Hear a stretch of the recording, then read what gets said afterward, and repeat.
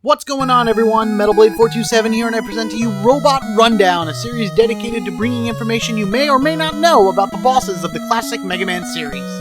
This episode is the beginning of the Mega Man 4 story, and the events that happen here take place 1 year after Mega Man 3, with Wily assumed dead and a time of peace at hand. However, a new threat has emerged and reached out to Dr. Light, taken directly from the manual. Good evening, Dr. Light. Allow me to introduce myself. I am Dr. Cossack. You may or may not have heard of me, but soon the world will know my name. Over the years, you have been hailed as the greatest robot designer in the world, while my robotic creations have been totally ignored. I cannot allow this to continue. The world must be aware of my genius. From my Siberian citadel, I've sent 8 of my most powerful robots to destroy that titanium troublemaker, Mega Man. Once they have obliterated him, I will place his broken body on display for the entire world to see. Only then will I be allowed to take my place as the greatest robot designer of all time. Mega Man 4 is the first in the series to introduce the Charging Mega Buster, giving it 2 levels of charge. Besides the normal shot, the first level is a bigger than normal shot that does the same amount of damage but can pierce through enemies. The second fully charged stage is a much larger blast, and a direct hit does 3 times normal damage. This style of charge shot was also used in Mega Man 3 for the Game Boy. This was also the first game to feature multiple paths to be able to collect special abilities and have an opening cutscene that you're watching now. You may also have noticed Mega Man's hair is blue instead of black. Due to color limitations, they decided to render it blue in order to stand out from the background and give it more detail.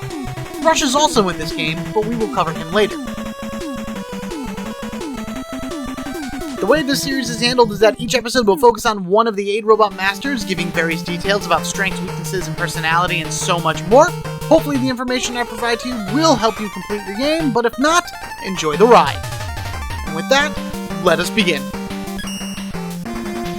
Our first stop in Mega Man 4 is one of the few animal-based designs in the classic Mega Man universe.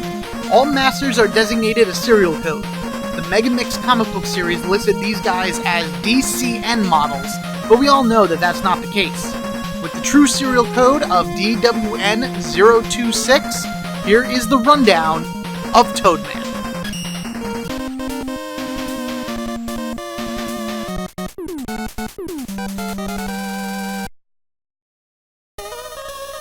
Toadman's stage takes place outside and in a hydroelectric dam. While outside, the rain and the wind have the ability to push Mega Man back, thus making Pit more dangerous. It does eventually lead inside, but in there, pitfalls and running water will continue to slow Mega Man down. The enemies you will encounter in this stage are Wallons, Rakasurs, Rattans, Koyowans, Garyoto, and the mini-boss, Escarut. The attack stat is how much damage the enemy does to Mega Man no matter what attack they do, and the special weapons shown are just recommendations about what to use, but the Buster usually is more than efficient.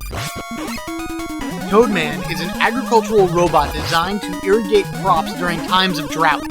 His original rain-making technology was modified for combat by being able to produce an unavoidable attack that is filled with a powerful chemical mixture, capable of eating through all types of protective shells and metals. He's surprisingly skilled in the field of natural science and plays into his amphibian design by being an incredible jumper, often long and triple jumping in his spare time. In the wild, toads are naturally deaf or at least extremely hard of hearing, and Toadman follows that pattern as well, often needing directions repeated to him multiple times. His worst fear is Snake Man, as snakes are known to eat toads, but this is actually a tough relationship because Snake Man is quite fond of Toadman. When going up against Toadman, his weakness is the drill bomb, possibly a very sick reference to a terrible habit of children stuffing fireworks and explosives into small animals for fun. Very old-time thing, glad it doesn't exist anymore.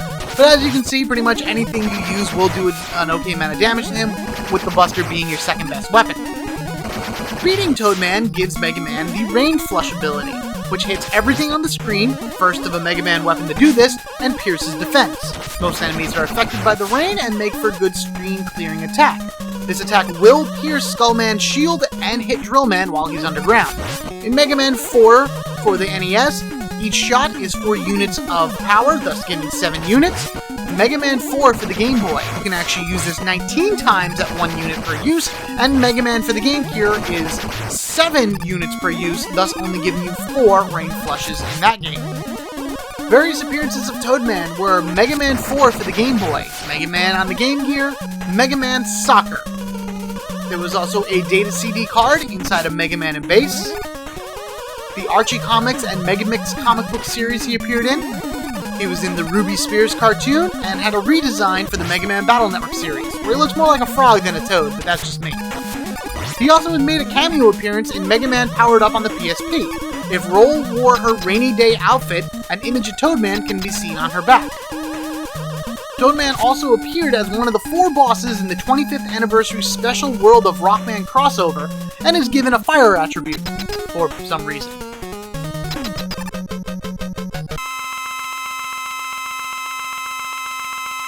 When fighting Toadman, the Buster is more than effective against him. Even though the rain flush is unavoidable, as long as you shoot Toadman after he hops, he will never use the attack.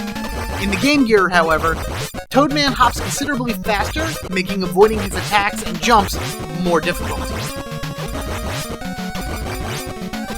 If you do get hit by the rain flush, it will do 8 damage to Mega Man, and any direct contact with Toadman will also do 8 damage.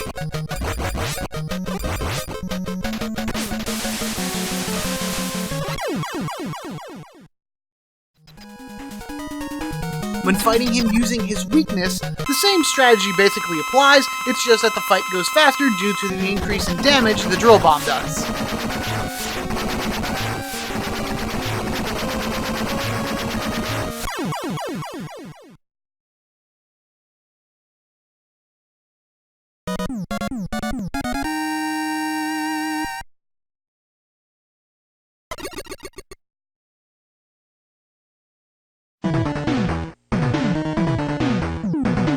Completing the fight not only awards Mega Man with the Rain Flush and his new lime green appearance, but also grants him the Rush Marine adapter. And there is your rundown of Toadman from Mega Man 4.